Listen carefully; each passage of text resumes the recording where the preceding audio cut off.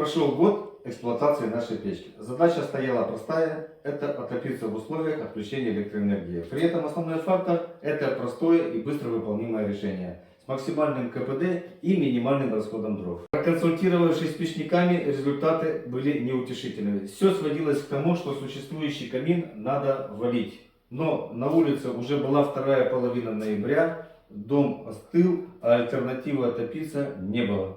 Поэтому было принято решение достроить топку, не разрушая конструкцию камина, и изменить движение дымовых газов.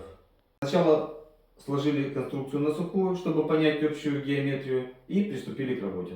Монтировку мы выполнили из кирпича красного рядового марки 100, а внешнюю часть из кирпича облицовочного, пустотелого, из-за чего нам пришлось заполнять все пустоты раствором. Времени на просушку не было, поэтому затопили уже на следующий день после окончания окладки, а это уже было 30 ноября. Что мы имеем в итоге? В итоге мы имеем печь, которая топилась 5 месяцев непрерывно, с расходом дров порядка 20 кг в сутки, а это около 3 ведер.